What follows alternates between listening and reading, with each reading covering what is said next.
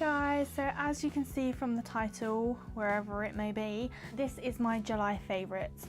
I realise that my favourites do seem to be a bit late, and that's because I didn't plan it very well. So I kind of scheduled other videos and then realised I hadn't done my favourites, so that's kind of why it's a little bit late.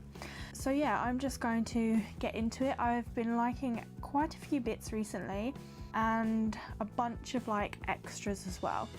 So the first thing I'm going to be talking about is this Vaseline Lip Therapy Rosy Lips. I love this stuff. I believe it might have been in my favourites some time ago, but this cute little pot is actually from the States. They don't sell it in the UK yet, which is really disappointing because this is actually amazing. It's so easy to throw in your bag and super cute, but it's kind of thick and really good for dehydrated and chapped lips.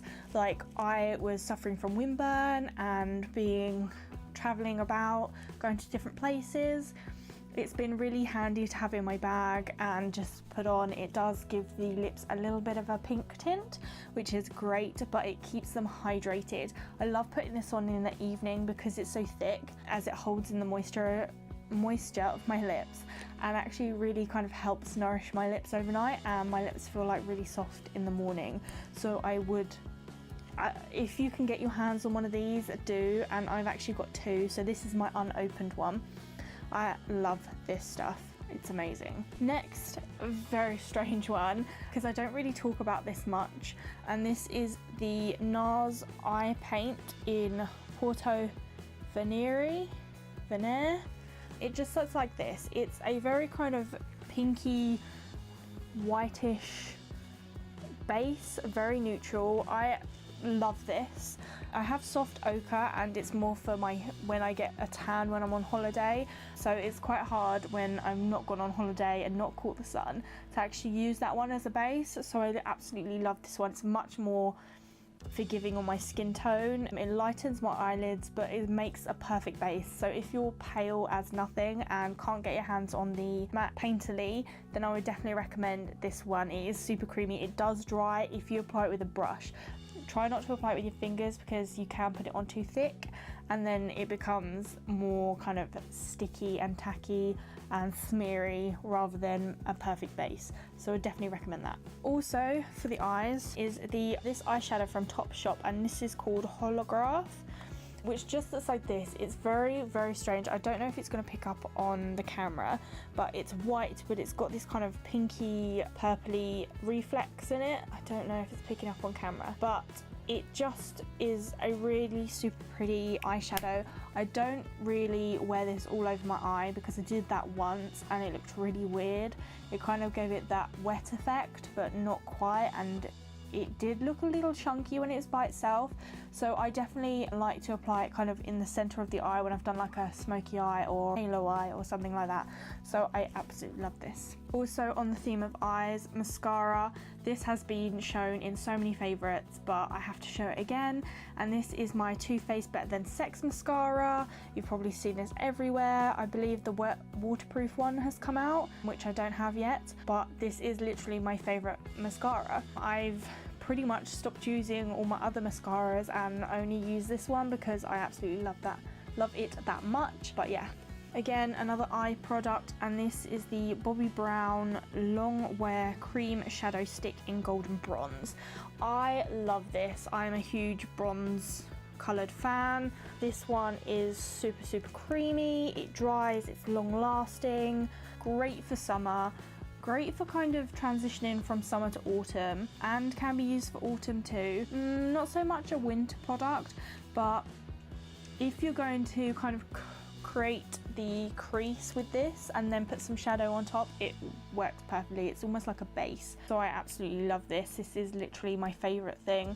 When I've been travelling, when I've gone up to Leeds, I took this with me and used this pretty much every day while I was up there for the weekend. So yeah, and when I've gone out, it's just so easy to just apply rather than messing around with loads of eyeshadows. It's just kind of easy to swipe this over, blend it out, and you're done. For my brows, I think I've mentioned this before, and unfortunately most of the writing has rubbed off, which is really pants, and I need to get a new one, is this MAC brow pencil in Stylize, and this is a brown one, and you obviously have to twist up the top. The only problem I have noticed with this recently is it's getting very hard to turn it, which I believe must mean that it's nearly empty.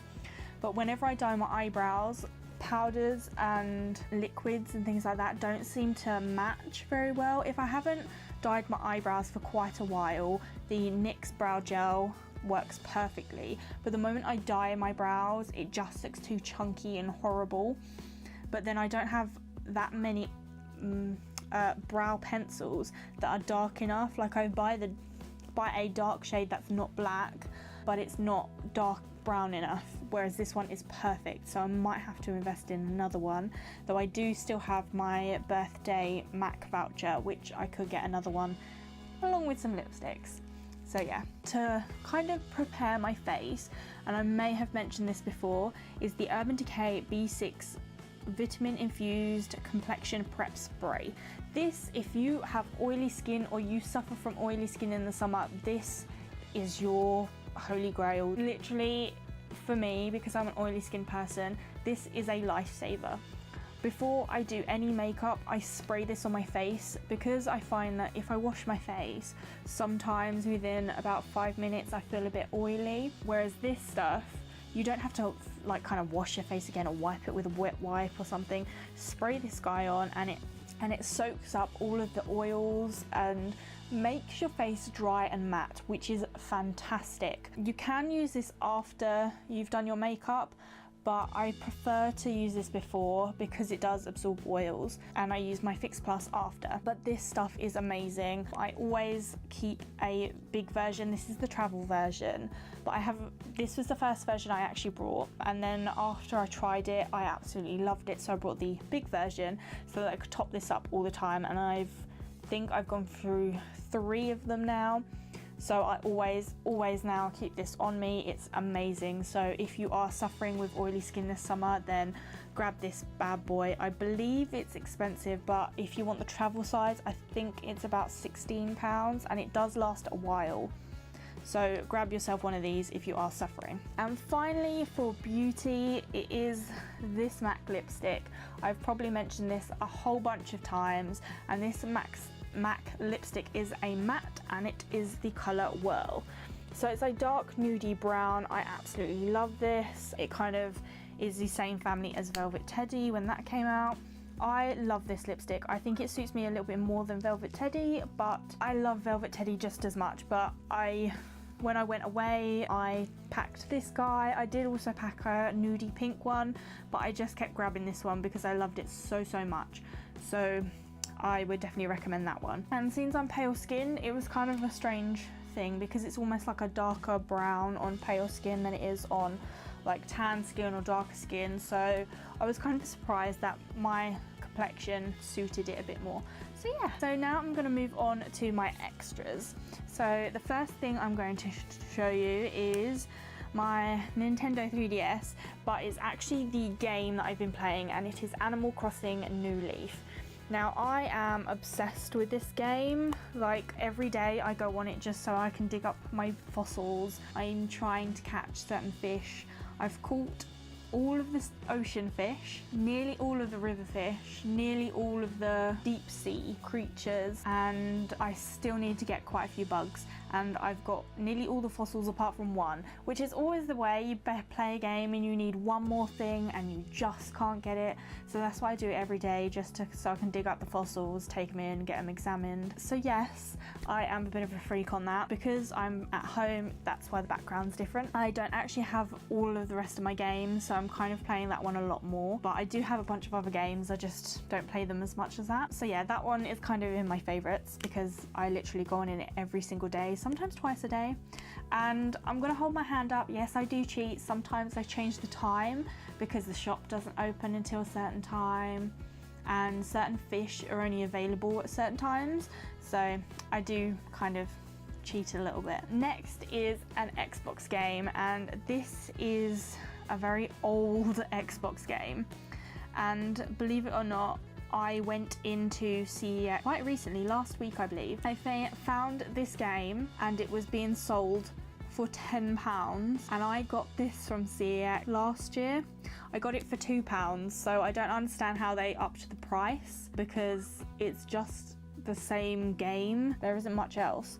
It wasn't scratched or anything. I've managed to play it twice all the way through, but the reason it's in my favorites is because I spent a good 2 weeks playing the game and completed it. The first time I completed this game, I didn't complete it with the full stats, so I did actually get attacked by my little fuzzies, but this time I managed to complete the game with only losing 2 fuzzies and 2 egg crates, and the rest I saved, so I managed to complete the game with positive outcome. And finally, it's a TV program, and it's fairly new. It's on E4 on Wednesdays at 9, I believe, or 10, and it's Containment. I love those kind of gory, infected, zombie kind of programs. I love The Walking Dead. I watched Fear the Walking Dead. I kind of like the disease and contamination kind of thing. So Containment is kind of nearly the same thing. It's more like, I would say like a rabies virus, but it isn't, because in the program they actually say it's a different kind of virus, but it has the same tendencies as rabies in the end. But instead of them going out and eating people that you would have thought, because it's kind of along those same lines as zombie kind of outbreaks, they don't, they basically die. What the program is basically about is this infection comes into a hospital, and then the infected leaves, and then they find out that he has an infection that no one has ever seen, and it's super contagious, and I think within 48 hours some people can die. So then they have to find this guy, send him back to hospital, and then they decide to contain this area, and they just put up fences and to keep the infected inside, and then it kind of builds up from there. I believe it's episode 4 I'm on now, and it is really interesting the way they do it and the way they act on it. But the only thing I find is a little bit of a downside to this program is the fact that in certain parts it's so slow. Like, okay, I get you need to know certain characters and certain people in the program, but I think they could have just forwarded it a bit. It is a great program if you like that kind of thing. That has been my July favourites. I hope you guys enjoyed this video. Give it a thumbs up if you did, subscribe if you're not, and leave a comment down below what you thought, and I will see you in my next video. Bye!